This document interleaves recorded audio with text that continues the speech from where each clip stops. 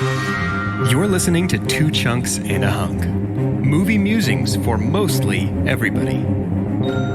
Remember, true believers, with great power comes great responsibility.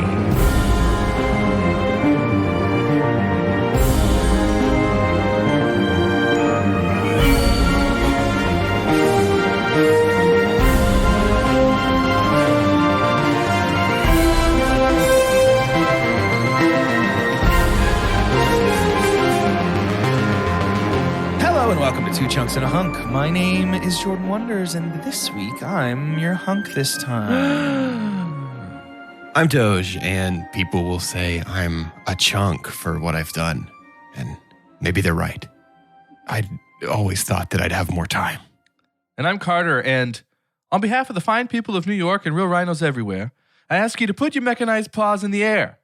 Never! I chunk you! I kill you! I destroy you! Very good. Is that Paul? Was Paul there? That was Paul. Can we speak to Paul Giamatti? Can we speak? Everyone's holding hands. Okay. Hey, Jordan. Yeah. What's the Giamatti with you? I'm just kidding. Why are you the hunk?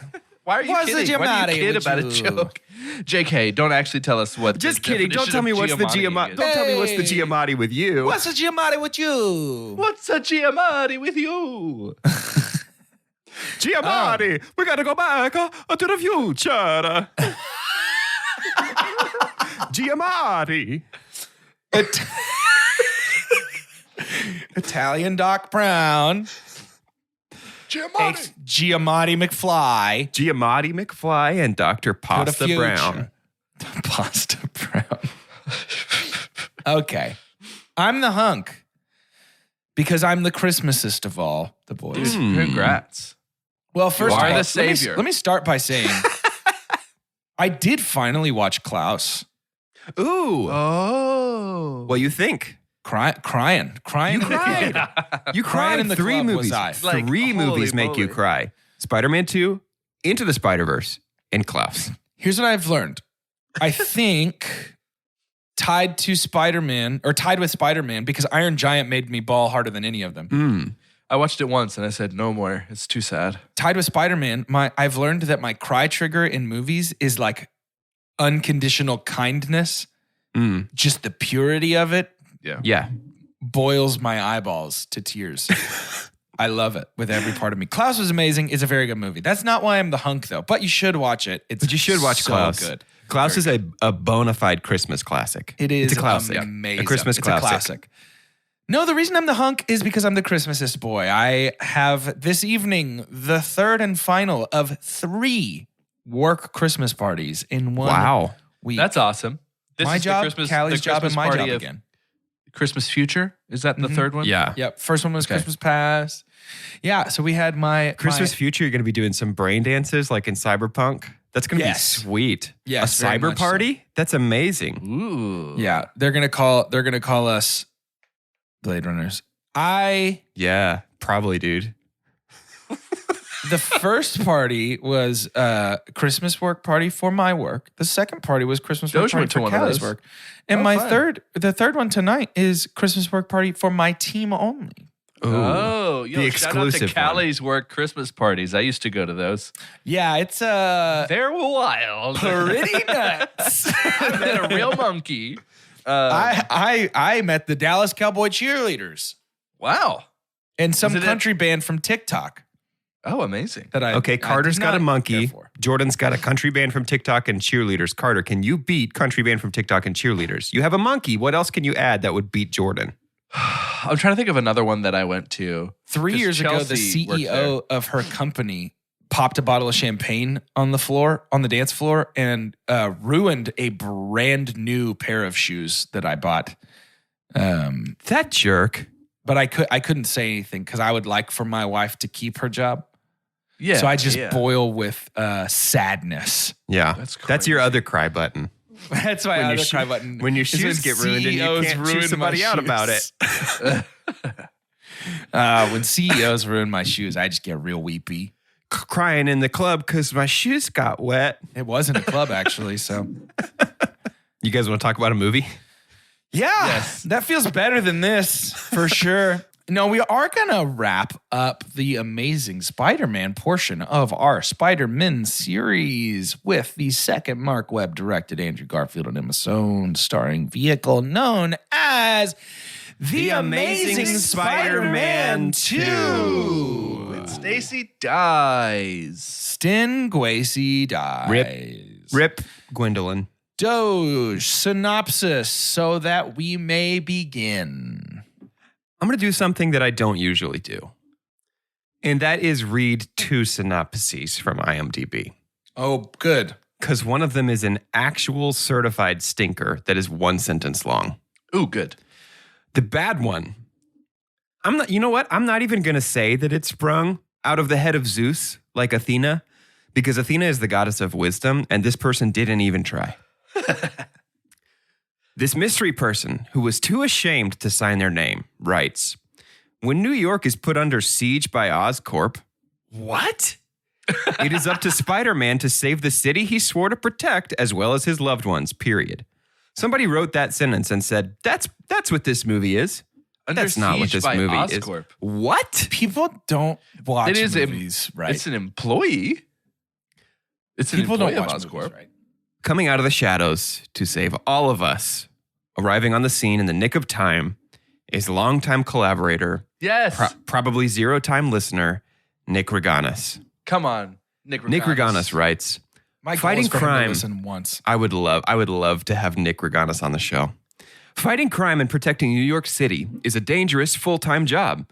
And Peter Parker, 2 years after his battle with the mega criminal Lizard in The Amazing Spider-Man 2012, finds himself bound by his promise to Stacy's late father, struggling to stand by his word in the meantime as Peter's old friend Harry Osborn inherits Oscorp Industries and a deadly retrovirus from his father Norman. A tragic accident gives birth to a new supervillain, Electro, the human power plant. Now, with the emergence of the unstoppable Green Goblin, the stage seems set for the ultimate confrontation, a fight that could forever alter the course of Peter Parker's life. Can Spider-Man avert the rise of Electro and get the girl? Rise of Electro, by the way, was the subtitle for this movie in international markets. It was The Amazing Spider-Man 2: Rise of Electro.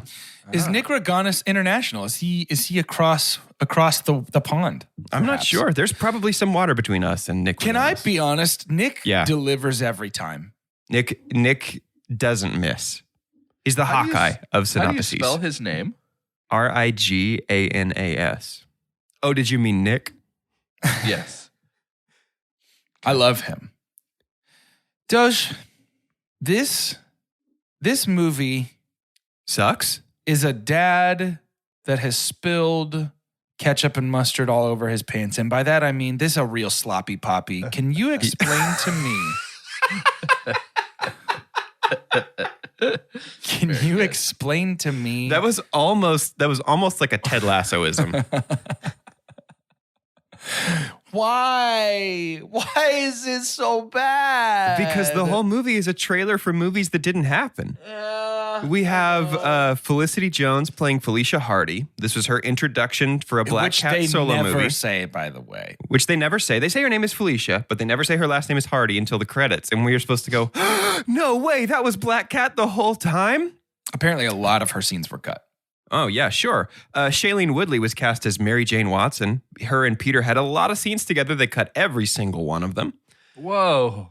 There we get the whole tour of all of the gear, the kits for the Sinister Six down in the basement of Oscorp for a Sinister Six solo movie written by Drew Goddard that actually never happened. We get the tease of Peter's parents being spies that was going to tie into an Aunt May solo movie that never happened. All leading to an Amazing Spider-Man 3 that, spoilers, never happened. This movie is a complete disaster. It is hard for me to identify a super dump because I hate everything about this movie. I identified a super dump, and I guess I'll go ahead and do it really quickly now because it is germane to our discussion currently. Because my super dump, there's only one option for me, and it is the script because it is terrible. Yeah. And that's all encompassing, by the way. The story sucks. They made horrible decisions here. I cannot believe the things that they have chosen to combine, the things they have chosen to bury, and the things they have chosen to cut. The dialogue is expository and painful to sit through. The It's pacing all is bad. atrocious. It is all bad. I really thought, like, there was a part of me that was like, man, I think this is going to be Spider-Man 3 again, where I remember it worse than it is, and I go in and it's still really fun, at least. It is not. These two movies have had the opposite of, I remembered them much more fondly than they actually are. They feel like, we've talked about how DCOMs before are time capsules for the era in which they premiered on Disney Channel. Right. This is the 2014est movie of all time. The needle drops in this movie are actively terrible. They're incredibly 2014, except for the Philip Phillips song, which was old when this movie came out. Dude, what a wild decision to just That have was Philip Phillips play nuts. while Peter punch Has dances this like Hot Rod. Sort of like manic episode where he re-wallpapers his bedroom with his conspiracy theory board that we never see again. So this is good. This can bring me into last week we introduced a bit notes from Jordan's phone. This is notes from Kevin Feige's phone. Yeah, this is great. In 2014, during the WikiLeaks era of time. What? 2015. Oh, sorry. In 2015, during the WikiLeaks era of time, one of the things that was leaked was an email from Kevin Feige to the crew that had worked on the Amazing It was to Spider-Man Amy 2, Pascal. about a screener that he had seen of the movie. And he has about, I won't read them all. There's just way too many. You should look it up. It's incredible. But he has about probably 30 notes on this movie. And I think they took 2 of them. I read all of them yesterday as soon as I finished watching this movie. I don't think they changed anything. They did. There are no scenes of New Yorkers looting. Oh, yeah. That was taken out. There you go. Fair. And they Were they did looting during end the up blackout, using- I guess? Yes. And they did end What up on using earth? VFX to show Electro blasting from one spot to another. Yeah. Okay. Other than that, there were no notes taken. But I do want to say one of the notes that is, so this says, Andrew's performance is all over the place. A lot of crying and then a lot of mania. Hard to track him emotionally sometimes. It undermines his reaction to Gwen's death because he gets upset and emotional a lot. Absolutely agree. Absolutely. The only other note that I'm going to read from him, just because it feels lazy to read what is obviously the best possible feedback on this movie on our show.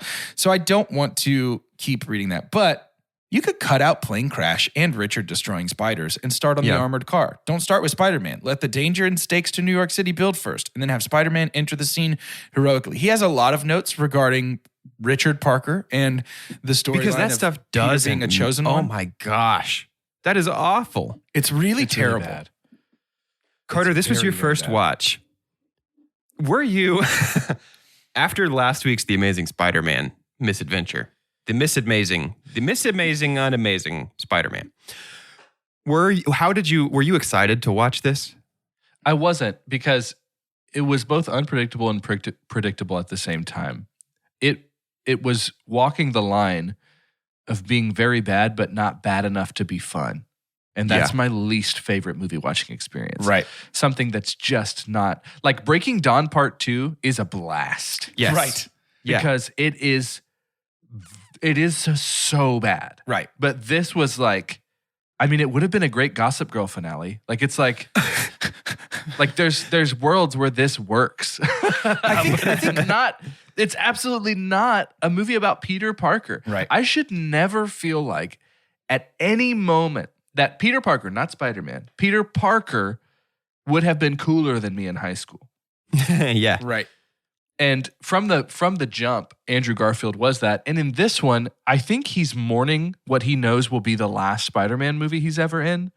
Maybe that's his like legitimate, raw, genuine emotions. Maybe him and Emma were already on the outs, and he's like, "This is tough to watch my former girlfriend die. Like, is it the same day that they broke up? They filmed the scene where she dies. Like, it's really bad." And I'm realizing there's these interesting like intrapersonal phenomenons that happen when we watch movies that we've called out before, and one of them that was even mentioned last week was when we lose ourselves in the screen. Right. Right? Yeah. But then there's another one that I thought of that is like when you think about a movie, it's almost like how you think about a person. Like if someone says Jordan Wonders to me, I can't help but have an image mentally of him honestly kind of wearing what he's wearing now, all black with a hat on backwards, laughing. Like some of my closest friends, I imagine them laughing. When I think about The Amazing Spider-Man 2, all I see is like a swollen red face of Andrew Garfield talking to Emma Stone. And this is supposed to be a superhero movie. I can't remember. It's so much harder to naturally, off the cuff, recall any of the action of this movie as it is the 85 minutes of just breaking up. Yes. And it is oh my gosh. Such a retread of movie 1, dude. Yes. I can't think of right now a bigger juxtaposition between two movies in the same world, I guess, even though Tom Holland's Spider-Man feels completely different. But to go from this to Spider-Man Homecoming? Right. Yeah. Are you kidding? I wonder if I never got to have the experience of that, right? I never saw the Amazing Spider-Man movies. Right. All I ever had was Toby and Tom, and it was great. And yeah, then, that's great. I wish I lived in that world. But imagine having the Andrew Garfield movie, and then you watch Homecoming, and you're like, wait a minute. Is this movie as good as I think it is? Or is it just because it came after the Right. Amazing Spider-Man 2? I think it's because it has such a unique identity. Yeah, I think for me, like Homecoming felt like such a breath of fresh air because the Raimi movies are so intensely stylized, and Homecoming, Far From Home, presumably No Way Home, are so very like, hey, Marvel. this is Ferris Bueller in spandex. You know what I mean? Yeah. And these are just so bland. This is unsalted brown rice. Yeah. Yeah. Have y'all seen about so yesterday? Well, okay, so December 9th, Yeah. Hot Ones had its season 16 finale, and it's with Tom Holland. I would recommend all cool. of you Awesome. as a primer for No Way Home. Obviously, we've been talking about Haley Steinfeld's media junket for Hawkeye. You know, Tom Holland and Zendaya, they're everywhere. Everybody's everywhere that's ever been in a Spider movie right now. And you should really watch that. And one of the things that he talks about is one of his favorite things about making these Spider-Man movies is the director had asked them to watch all the John Hughes films. Yeah. To get ready Cool. for the vibe of Spider-Man. And it's Cool. perfect. And Tom Holland says himself that he felt like Ferris Bueller was the biggest cool. vibe that he was trying to do in terms Great. of playing Peter Parker. He's like this kid that is pretty capable, that's kind of doing things that could get him in trouble, but ultimately he's got a good heart. You know, it's just kind of like, that makes absolute sense. That's Cool. kind of what it's supposed to be. That is the polar opposite to Andrew Garfield's Peter. This doesn't feel anything like a Peter Parker that I would recognize. I don't want to pull the nerd card, but I've read hundreds of issues of The Amazing Spider-Man, and this Peter Parker appears in precisely none of them. Yeah. Little things like he has to watch a YouTube tutorial on how to magnetize his web shooters. Are you kidding me? Why does he have to watch a YouTube tutorial on that? This is Peter Parker. Yeah. Exactly. He struggles to push his desk out of the way when he's having one of his many manic episodes and he makes his conspiracy theory wall. He like has to grunt and strain pretty hard to move his desk. Are you kidding me? He catches He's a Spider-Man. bus like 10 Yeah. minutes later. Yeah. The foundation of the character of Peter Parker, whether you're a Spiderhead or not, and we've said this already, is there's really not a superhero, a popular superhero that feels the closest to you, the viewer, that feels like you could be them, that you can relate to, I think, on a lot of levels. Absolutely. And so it's like, that's the friendly neighborhood Spider-Man. So it becomes more offensive when you get it this wrong. It's like, do you even know me? It's Peter, so what are you strange doing? though, because I think like this is the criticism I gave of The Last Jedi when I walked out of the theaters. Like that is a very confusing and uneven movie because it has some of the highest highs of the franchise and some of the lowest lows of the franchise. I think The Amazing Spider-Man 2 has some really high highs though. I agree. I think there is some stuff it gets really, really right. I agree. But It's that's few and far probably between. That's probably 4% of this movie that it actually does a good job with. I think one of the biggest issues with the Amazing Spider-Man series, but specifically this movie, is exactly what you're talking about. It's emblematic, or the desk scene is emblematic of the issue. Peter and Spider-Man are two different characters in this, portrayed by the same actor, Yeah. disconnected in almost every way. Mm-hmm. Their personalities are different. It's like when he puts on the mask, he becomes a different person. Yeah. Become another person. Become another person. Like Peter's no longer there. When he's not in the suit, he struggles to move a desk. Yeah. Like when he Yeah. is Spider-Man, he is selfless and helpful. And when he is Peter, he is selfish and whiny. Yeah. It is Absolutely. It is hard to watch and much harder than that to care about at all. Yeah, which is shocking. Like I probably watched this movie. I mean, I know I bought the Blu-ray, the Target exclusive version of the Blu-ray that was DVD Blu-ray combo pack, and it came with another disc that said Spider-Man : something sinister this way comes, and it was a bunch of little like trailers and documentaries about the then upcoming Sinister Six movie. Yeah. And to me, that's exactly what this is. It's a 2-hour long trailer. It is 2 hours of the scene of Lex Luthor playing all the trailers he made for the different Justice League characters, but it's an entire movie of that. Right. Okay, here's the thing. It's tough. This is not my super pump, I want to be very clear, but I want to talk about something, and I can feel, Doge, specifically you interrupting me already. Like I can feel it happening. So let me finish my thought. We never interrupt each other on this show. As I was saying before you interrupted me, let me finish my thought before you jump in on this. I hate the Electro, like, Spider-Man, I hate that guy. He makes me very angry and I punch him in his face. Yeah, like I hate that song. It's terrible. Rest of the music in this movie slaps pretty hard though. Go ahead. The music in this movie is by Hans Zimmer and the Magnificent Six. Is Magnificent Six Junkie XL? Junkie XL, I believe, is one of the Magnificent Six. So I don't know this for a fact, but it feels like Hans Zimmer had no input on this script. It feels like he was an executive soundtrack, on the soundtrack. It feels like he was an executive produer, and he put his name down. Yeah. He did the same thing for like one of his interns, Klaus Badelt, however you spell it, wrote the Pirates of the Caribbean theme. The thing that Hans is most known for. Wrote that theme. He scored all of Pirates of the Caribbean, and Hans said, "Great, you're part of my team. I'm going to take your themes that you wrote and expand them into a bunch of big, loud soundscapes for every other Pirates of the Caribbean movie." I am incredibly out on Hans Zimmer. The Spider-Man theme in this is particularly egregious. There's a tune from the 40s, one of the most famous pieces of American concert music called Fanfare for the Common Man.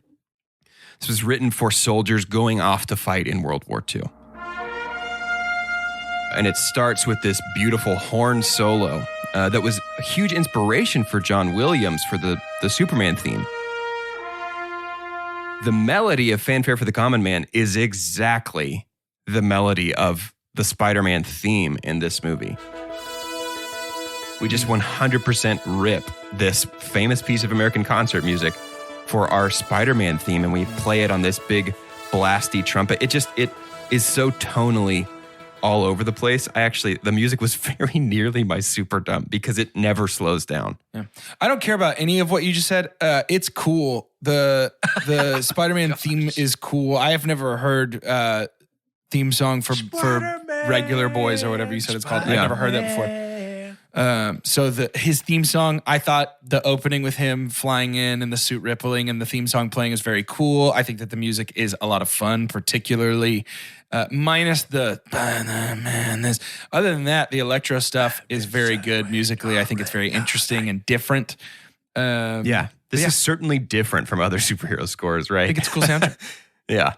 I just don't like Hans. I just think I don't like Hans Zimmer. And I do like Hans Zimmer, so there you go. Yeah, so that's how that is the main difference between us. Spice. Juicy spice. Juicy spice? Just like I don't remember that my one. normal character self on the show, I'm somewhere in between. That's why I feel like you, the listener. Carter's the common man. I feel like that's what that song was written for. Fanfare for the Carter Man. Yeah, I feel like our whole show is just we provide two contrasting, very hard stances. And we say, Carter, now choose who's right. And we both put down cups of pudding and we're like, come here, boy. Yep. Come here. I was thinking the same thing. Which one's the clown? I can't say. Man. It changes. That's tough. Definitely That's me. tough. That's real tough. There's a lot to unpack. There's a reason I think we've been hanging off on like general story beats and character conversation because that is where most of this movie, both faults and strengths, lie, I think. And, obviously we're getting close to our halfway point, so we're about to break. So I'm hesitant to jump into anything too terribly intense. So why don't we just go ahead and take a poo-poo all over Dane DeHaan's Goblin real quick? I mean, why don't we just go ahead and do that? Oh, That should only man. take a couple minutes. Oh, it's man. so strange. It's terrible. What an absolutely bizarre choice. He exists only to set up the Sinister Six movie that, again, never happened. Here, I want to be very clear. Dane DeHaan is I've seen him in one other thing, and he was awesome in it. He is unbelievably terrible in He's this. really, really bad in this movie. Unbelievably bad. Carter, what did you think about getting another Green Goblin? Were you surprised by this? Did you know this was happening in this? 100%. I had no idea that he was back. I thought Oscorp was just going to be this looming, like, hey, this exists in this world and we're only ever going to use the structure of it. But to have him show up, I think like 45 minutes in, maybe? Yeah. And he becomes a pretty integral part of the narrative. One of Feige's notes was, hey, if you want to keep Goblin in your finale, maybe him coming back to see his dad should be the cold open instead of Spider-Man's father beating the trash out of somebody on an airplane.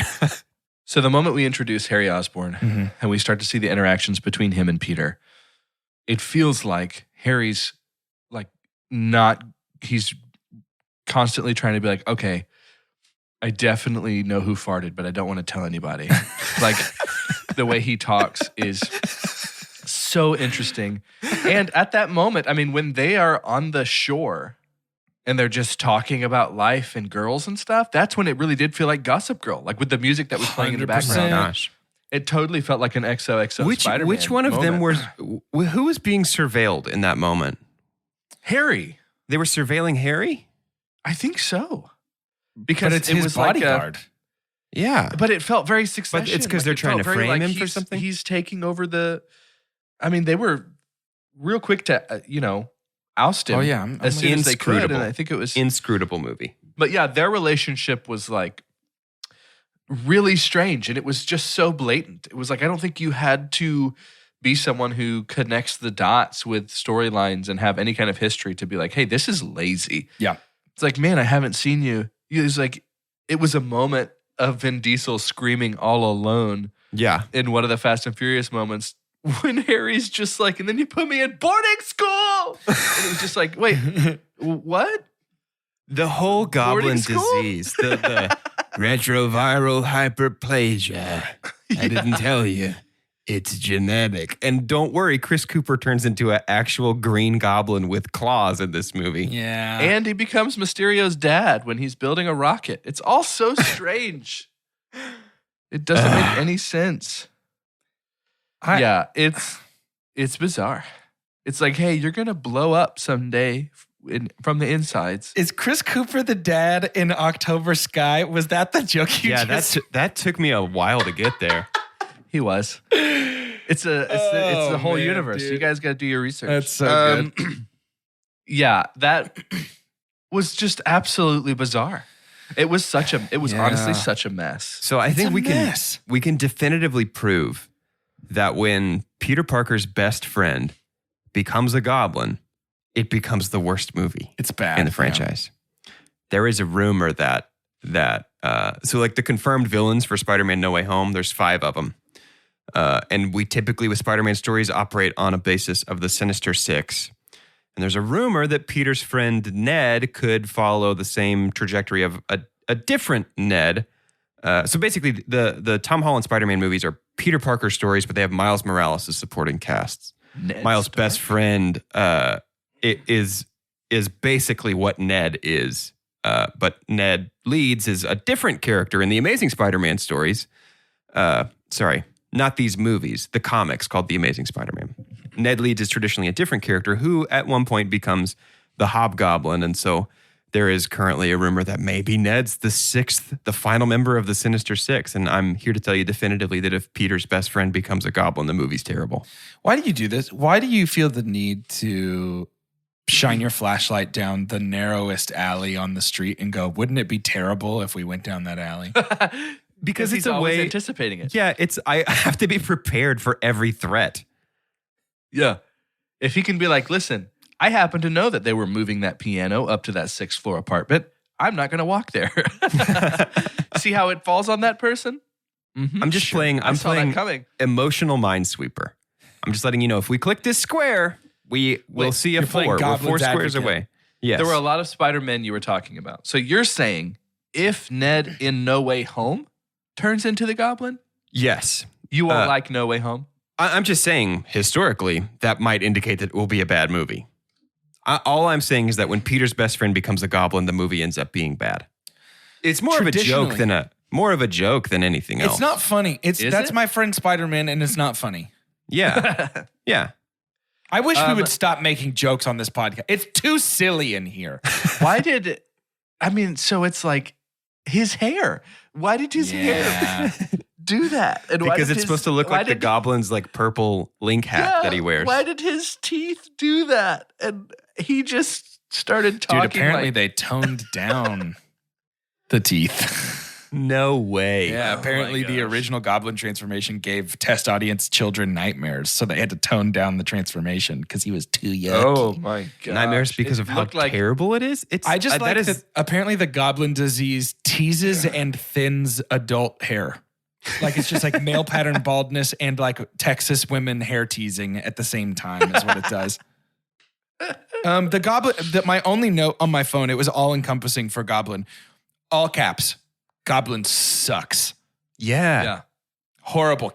I cannot, of all the things in this movie, it's not even my super dump because, as I said, the script was because it encompasses everything. But of all the things in this movie, Goblin is the thing that I cannot believe got a green light. Absolutely shocked that is in this movie. And I see what you did with the green light. I think when his teeth transform, when his mouth transform, it was better suited for like speaking on behalf of Sauron outside of the Black Knight. Like it was like so absolutely bizarre. I honestly think Goblin's only in this movie because we wanted Gwen Stacy to die, and Goblin kills Gwen in the comics. Whatever, dude. Yeah. But even then, that's Norman. They had to stay canon, you know? Yeah, for real. We can't invent anything. I'll speak for myself only. I still have a lot of things that I want to talk about, but before we get to any of that, I know you guys are probably done talking. I'll probably talk the back half by myself. I know you don't have any more thoughts, but before we get to any of that, it is time for shout announcements.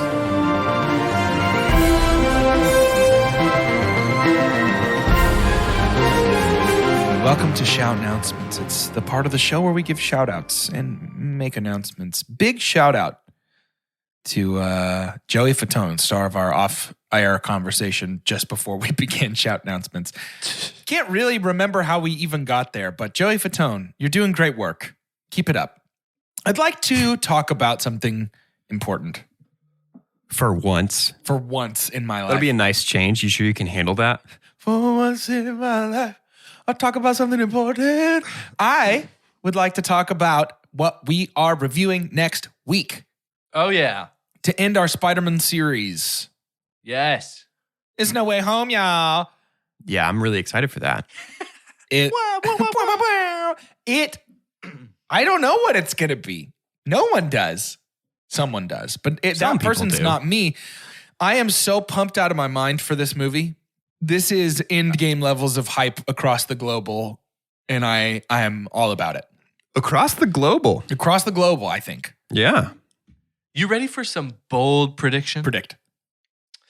I predict that Spider-Man No Way Home will be one of Justin Dozier's top 2 favorite MCU movies of all time so far. So that and Thor the Dark World.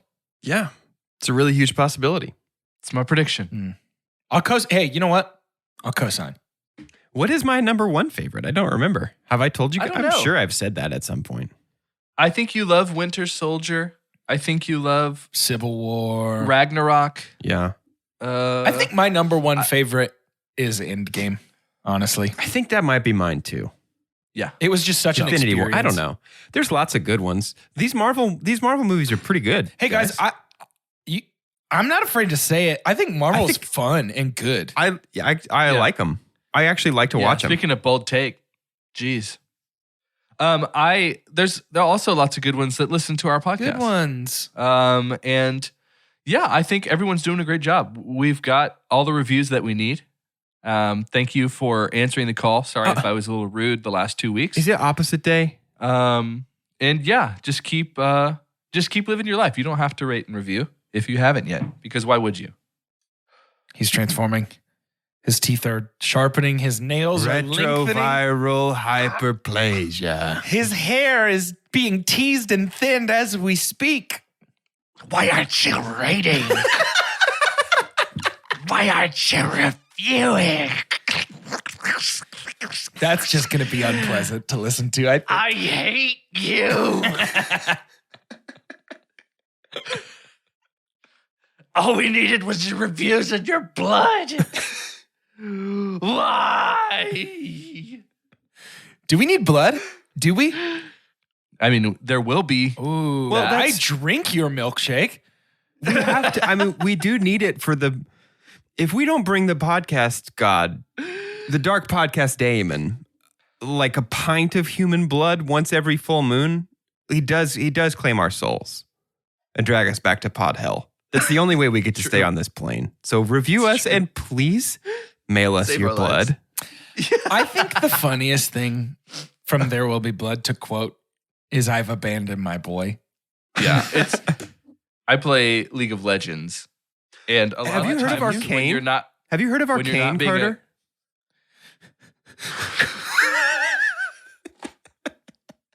As someone who genuinely supports things that my friends love, and I'm curious about things that they love, this is like an Andrew Garfield kind of twist here, that all of a sudden we've totally changed the narrative, and I'm being made fun of.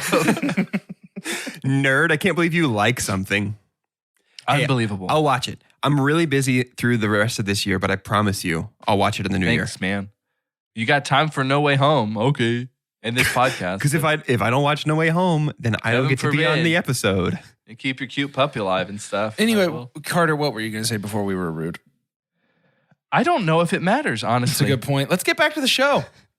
In the new Paramount Plus original series from Yellowstone co-creator Taylor Sheridan comes 1883, a Yellowstone origin story. Follow the Dutton family's journey through the last of the untamed West, starring Academy Award nominee Sam Elliott and country superstars Tim McGraw and Faith Hill. Stream 1883 December 19th exclusively on Paramount Plus. Head to ParamountPlus.com to try it free. Whatever brings you the most joy this holiday season, Best Buy has the tech to make it happen. Maybe it's welcoming your guests with a sparkling clean home with the help of a new robot vacuum, or cooking dinner to crispy perfection in less time with a new air fryer. Or maybe it's just a cozy holiday movie marathon on a new flat screen TV.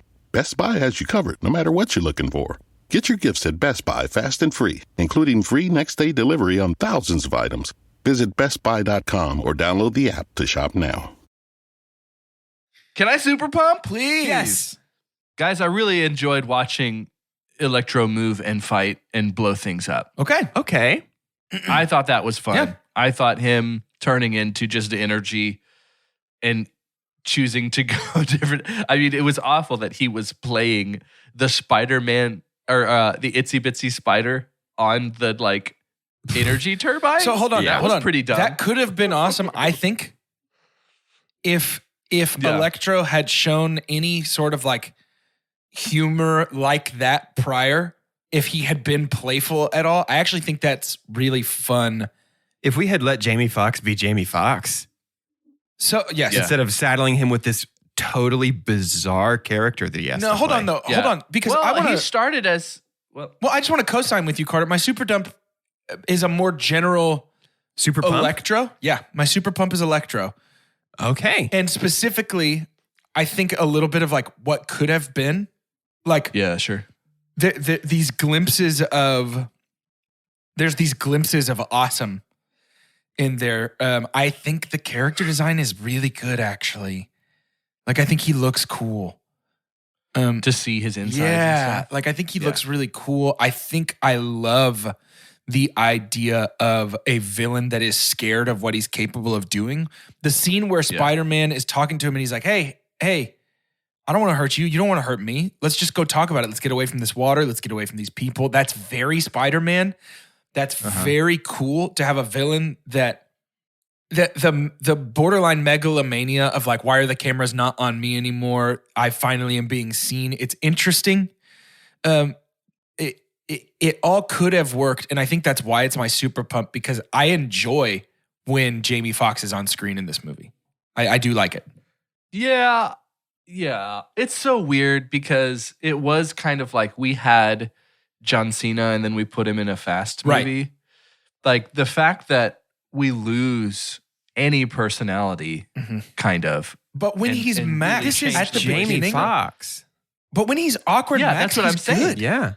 Yeah, he's I doing a don't- great awkward Max. Yeah, awkward Max just feels like a misstep to me.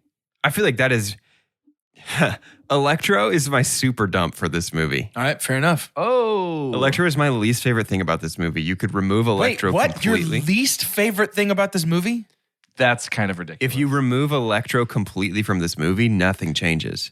But also, that's probably not fair to say because there's any number of things you could remove from this movie and nothing changes Yeah, because right. ultimately there is nothing happening in this movie. But like the script treatment of Electro's motivations are impossible to track. He gets a superpower from falling into a tank of electric eels. And then like his motivation just does not hang together for Agreed. me. Yeah. The writing does him such a disservice. He's fine as awkward Max if we cut the scene in his apartment where he's having a conversation with himself and he's playing the role of because Max then it's and crazy Spider-Man. Max. Because then I feel bad the whole time that Spider-Man is beating up this guy in the middle of a mental health episode. That's what Batman does. People break out of Arkham and he punches them until they admit that they're criminally insane. He's very, I don't want to say very similar, but it feels kind of like Uma Thurman Poison Ivy. Yes. Yes. It's like he stumbles upon the perfect combination of something to kind of make him cool. And then you don't really know why he's so Why is he cool doing now and any his of this? motivations have completely changed. And why do you hate Spider-Man His now? motivation You when he talks to knew Dr. He always was Kafka. the most popular. Because That line. Spider-Man's my enemy. That is the worst line in this movie. I'm What? going to show you how it feels to live in my world. A world without power. Yeah. A world without Spider-Man. Yeah, that That's all only makes no in there sense. so that Yeah, can it's be in the trailer. dumb. That all Yeah, that makes no sucks. sense. It's dumb. That all makes no sense. I'm standing by it because I really like Electro. I think he's cool. He is very fun to watch. That's Carter. I agree with you. mean, Like his fighting is It's so fun to cool. watch Spider-Man chase lightning. Good Like, news. that's He's really back. Cool. He's back in No Way Home. Jamie Foxx is back. We're bringing him forward into the next one. We're going to watch next week. It's because in all of his notes, Feige knew. I think he's going to This will be Feige's biggest flex. Oh, absolutely. He was I think reportedly a he's- big fan of Jamie Foxx as Electro. He was like, this is great He's casting. going to come in yeah. and he's just going to do it all right. Yeah. And going to make, there is never going to be more of a pound your face into the dirt of the Amazing Spider-Man series than what No Way Home is going to do. No, it will be completely worthless. It's only to go back and point and laugh. Yeah. I think it's going to convert anyone that is an apologist, and I've never met one that's an apologist for the Amazing Spider-Man series. They'll be reluctantly converting to saying like, yeah, you know what, those were bad because I saw much better Yeah. versions of everything. The Amazing Spider-Man that has came some from the Amazing Spider-Man. These movies have some pretty die-hard fans. Yeah, if people which is like these weird. movies, they typically love them and will defend them endlessly. The what's it called again? Not generator. Power plant. The power plant. The power plant fight is textbook, dude. What do you mean? Like it's What a do you mean by textbook Spidey fight. All the jumps and the flips and the bright Yeah, it's lights. Like fun. it's a ton of fun to watch. That is a high Having- point of this movie. Having Max be the person who designed the power plant is phenomenally Yeah, stupid it's to me. really, really dumb. Phenomenally He's just stupid kind and of a contrived. nobody. Why did he why did he design the plant? Well, it's because we needed to make Oscorp seem villainous because he designed it. They stole his design. And so he wasn't seen. Nobody paid attention to him. Right. So he's basically Hans Zimmer. Yeah, I guess His so. face in the building is Oscorp is Hans tight. Zimmer. His Yeah. face in the building is very cool. Can I super pump? Yeah. My super pump is the Wish you would. visual effects of this movie. Yeah, That's that's really good. That's mine. Particularly the swinging is so great. On my Blu-ray that I own, the Target limited edition 3-disc version, which I bought because I felt obligated to. I was Nothing says limited quite like a super franchise of a retail store. exactly. It's only sold at every Target in the whole world, so better act quickly. They went into in depth about like the physics calculations of like we're running a physics sim on Spider-Man as he shoots a web to see exactly how the momentum would carry him through to his next swing. And so it's for the 10 of you that this matters to, mathematically accurate the way Spider-Man moves through the city in this movie. Very good. But even the way that the suit looks like real fabric and it like ripples in the breeze, that's incredible. The visual effects in this movie are so good. Yeah. And the stuff with Electro is really fun. Those are great visual effects. Yeah, There I are agree. things like the Goblin, which are stupid story-wise, but our Viz effects team did the best they could with bad designs and bad script.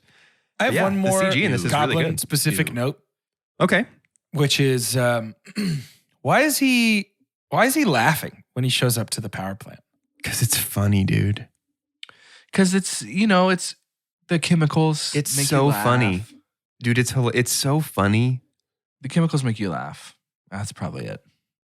I was just checking. Okay. It's because the iconic Power Ranger suit that was Defoe's Goblin is smiling. Yeah. And so they're like, we have to make sure that people know this. I is saw a the new criticism Green of these Goblin. movies online that say they feel like they're more based on the Raimi verse than actual comics. It's like, Interesting. this super does feel like a remix of Sam Raimi's Spider-Man rather than taking inspiration from any comic book I've ever read. Yeah. Yeah. They played telephone. Yeah.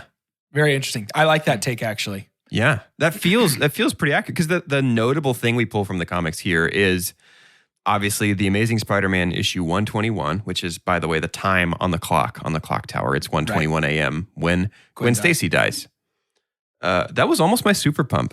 This, like, It's a bummer circumstances- that you had to comb with that fine-toothed comb to find that super pump. yeah, the circumstances surrounding the death of Gwen Stacy are beyond stupid.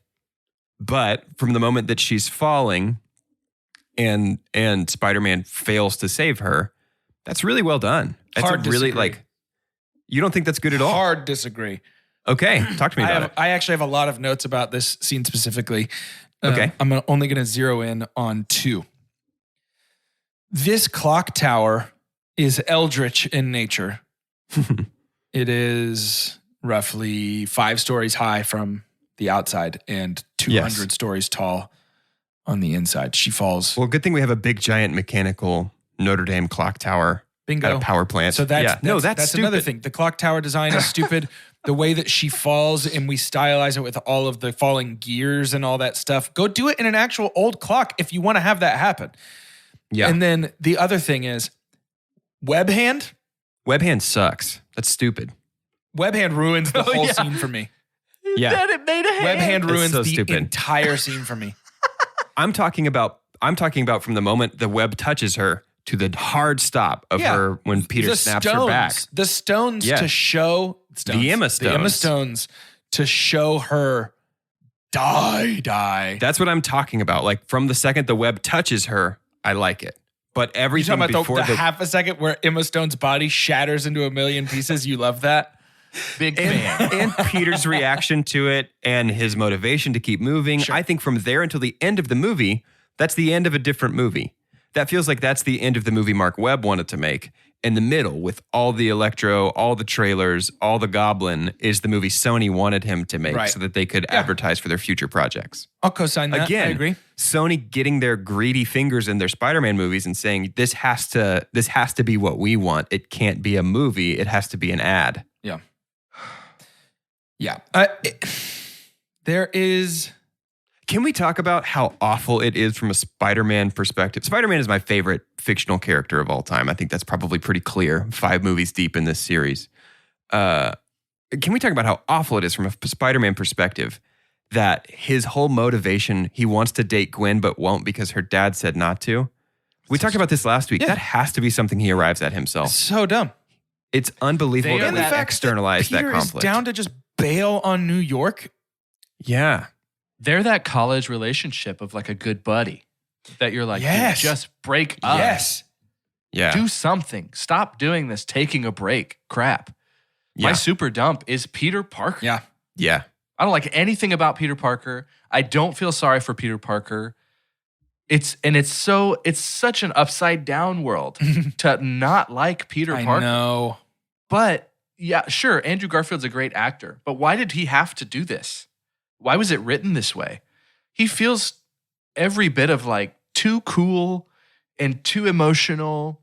But that's what's so funny though, is like when Tom Holland or even Tobey Maguire is emotional, it absolutely makes sense. Yeah. Like, it's like, man, that really stinks. But yeah, I think when we were talking about earlier in this episode about him crying over Gwen feels no different than him crying over Gwen earlier Yeah. in the alleyway and him crying over his parents. And I just don't, it's too much. It's just absolutely over the top.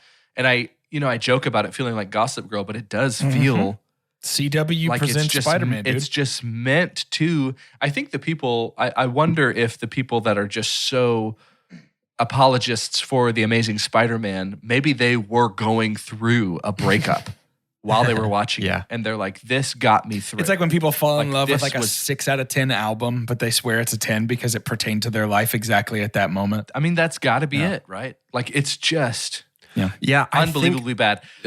I think one of the things I'm most interested about No Way Home, and it's going to have to do, No Way Home might be, outside of Endgame, the toughest balancing act narratively that we'll ever see so far. I don't know how they're going to do this because they need to still make this very much about Tom Holland's Spider-Man. Yeah. But then there are things that are going to happen for me that I'm like, so how do they redeem Andrew Garfield as what does a good Andrew Garfield as Peter Parker look like?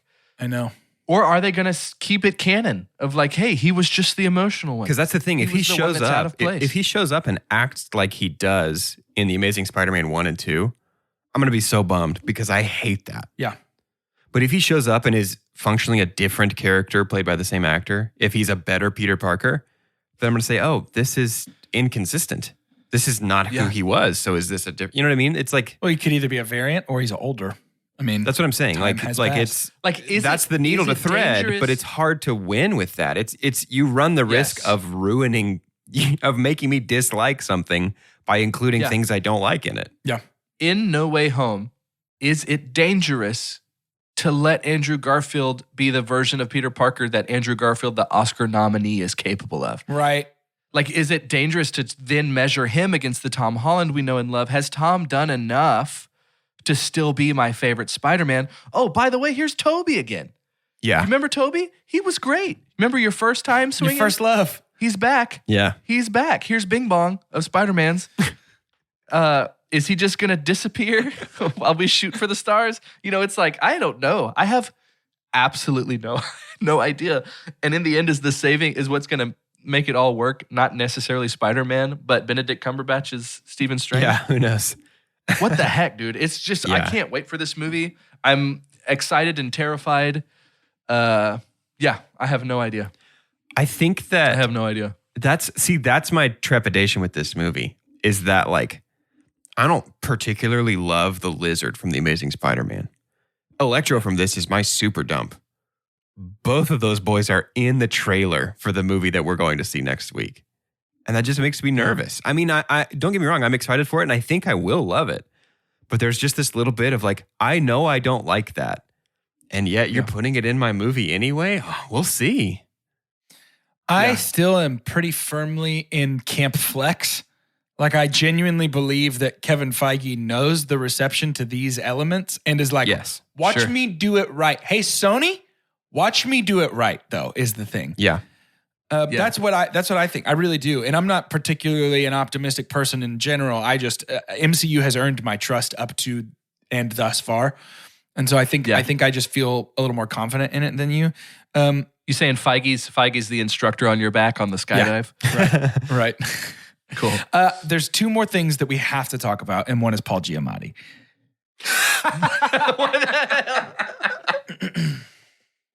I love it. Yeah. Yeah, it's awesome. That is the that is the thing that's so bad. It is critically panned, and the whole time he's on screen, I'm like, give me more Giamatti.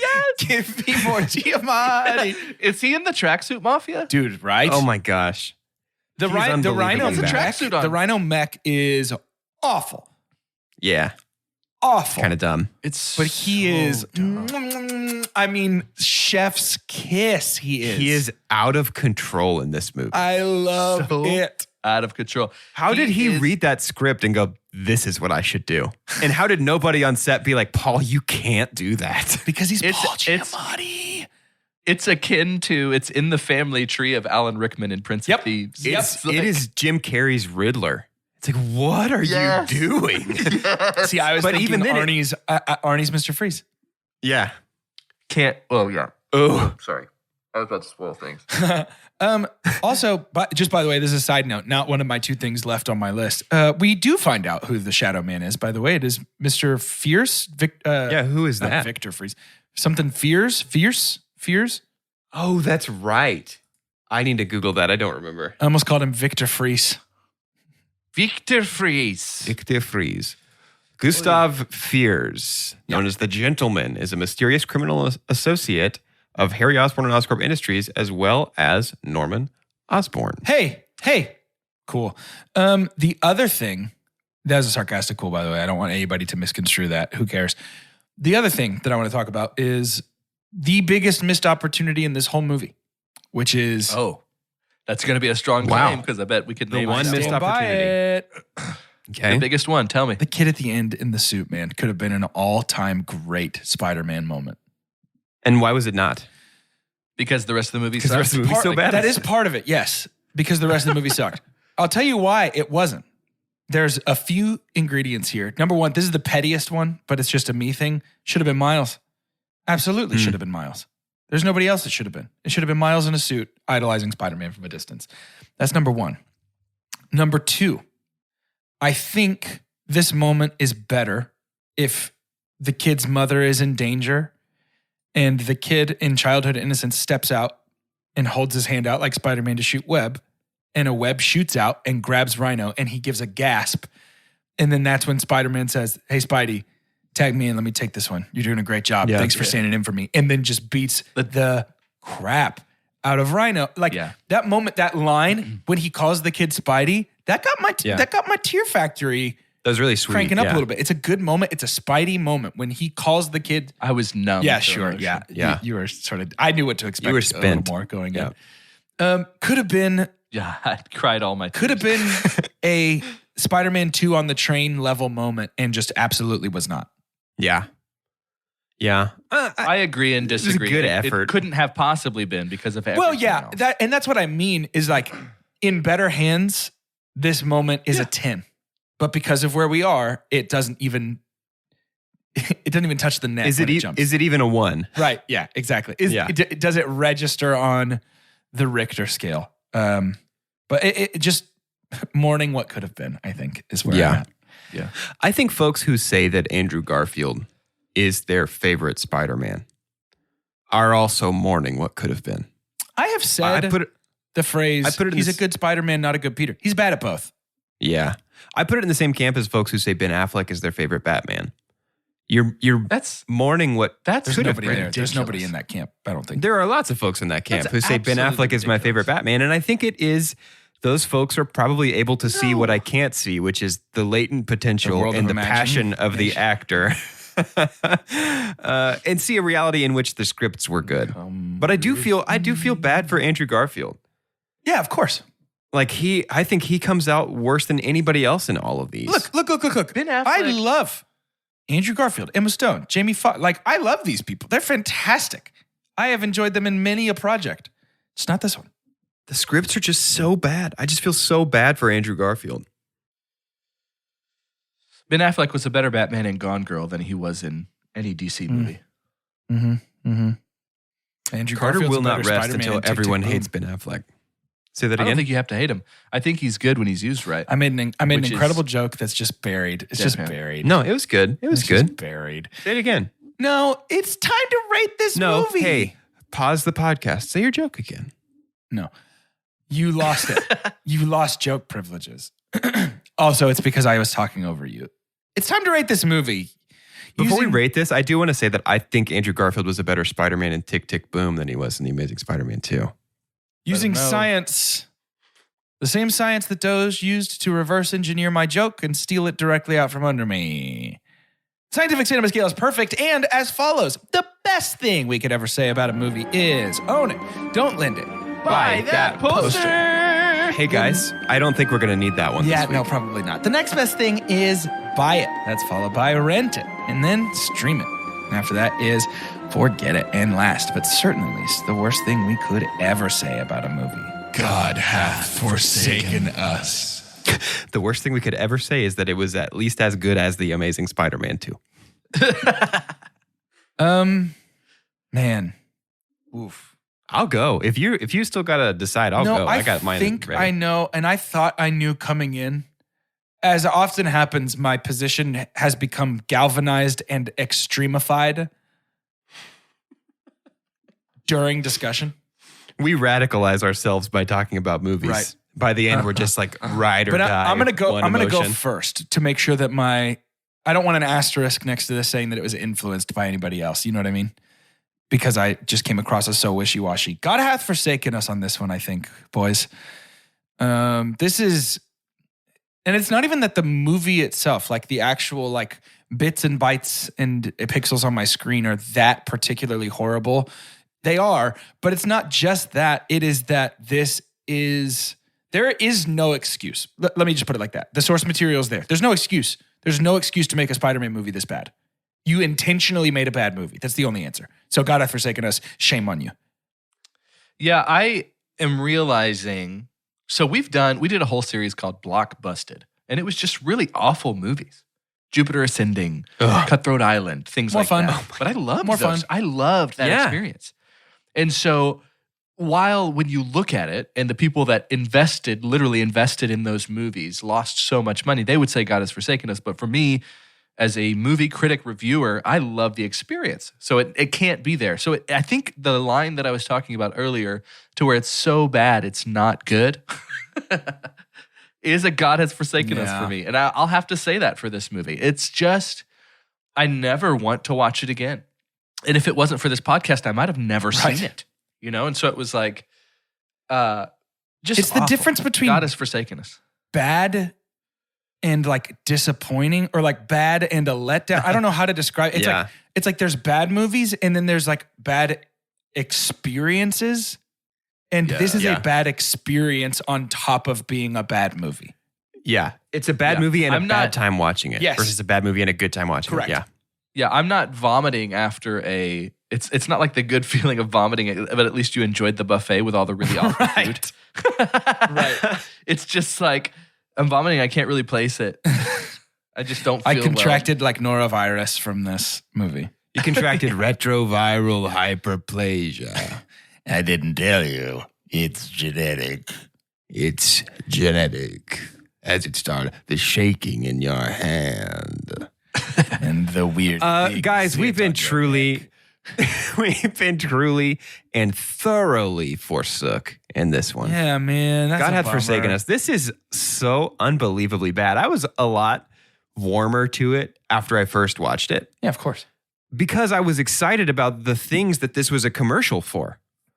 Because at this point, Spider-Man was not in the MCU. We had just seen Civil War like a couple of months before, or were we? No, not Civil War. Age of Ultron. Yeah. Like a couple months after this. Spider-Man was not in the MCU yet. And so I was like, great, we're going to have all these Marvel movies with Captain America and Iron Man, and then we're going to have all these Spider-Man movies with Spider-Man and the Sinister Six. It's going to be so fun. And then now the fact that this is just an ad for things that did not ever and will never exist makes it unwatchable. There's literally nothing on my screen that I'm happy is on my screen. It's a complete waste of My time. prediction is Sony, in the ultimate act of Sony level hubris, tries to revive some of these ideas now that Spider-Man's taken over.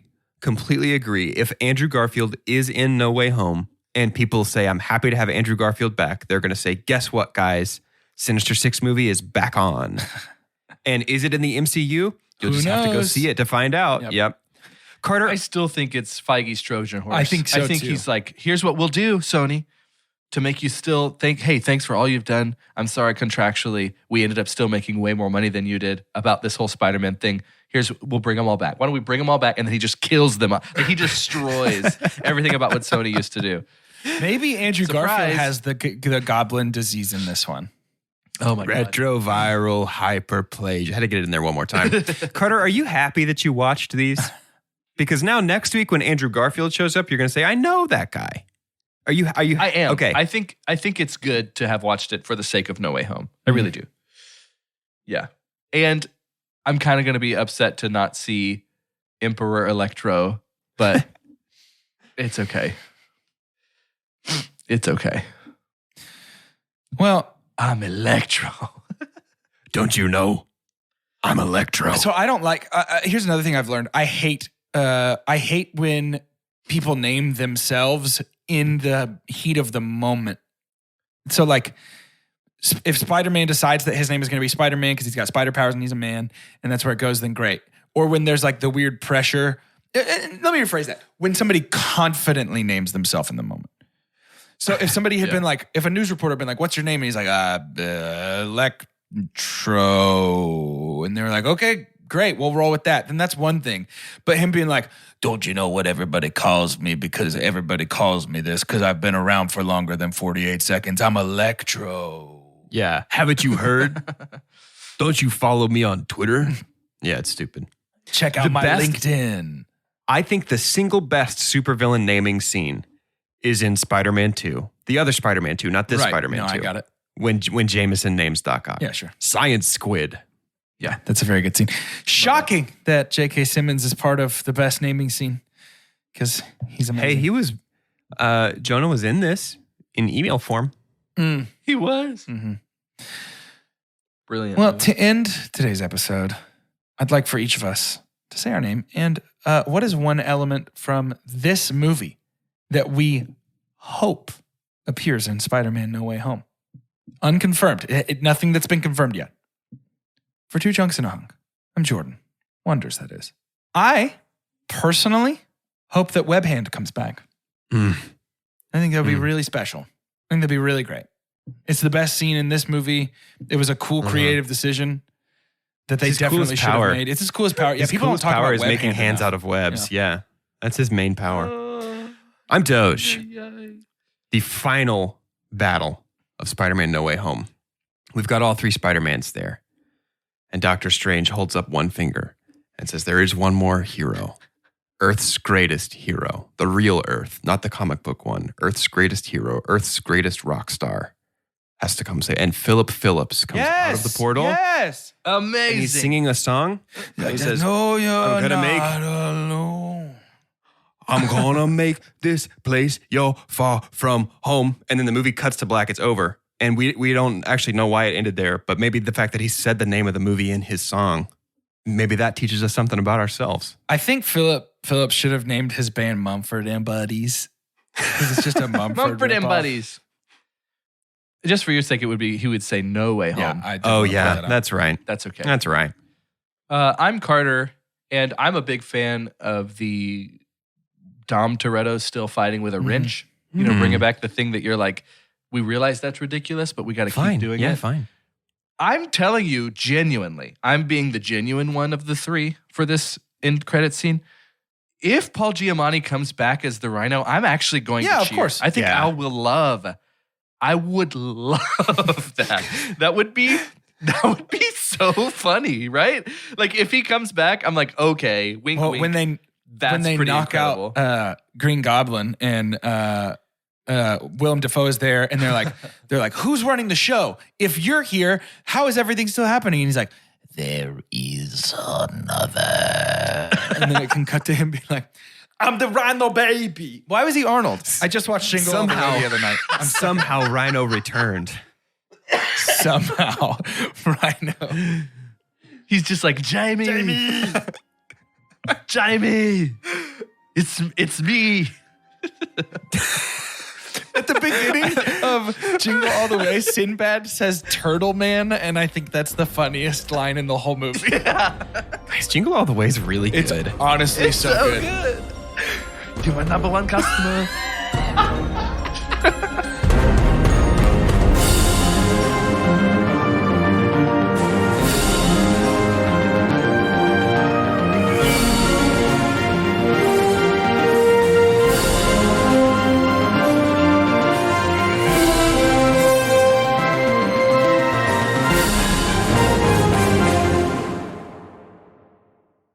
In the new Paramount Plus original series from Yellowstone co-creator Taylor Sheridan comes 1883, a Yellowstone origin story. Follow the Dutton family's journey through the last of the untamed West. Starring Academy Award nominee Sam Elliott and country superstars Tim McGraw and Faith Hill. Stream 1883 December 19th exclusively on Paramount Plus. Head to ParamountPlus.com to try it free. We did it again. Verizon was just named America's most reliable network by RootMetrics for the 16th time in a row, proving once again that nobody builds networks like Verizon builds networks. That's why we're building 5G right. That's why there's only one best network, Verizon. Best and most reliable based on RootMetrics reports from second half 2013 to first half 2021 of 3 operators on all network types combined, not specific to 5G networks.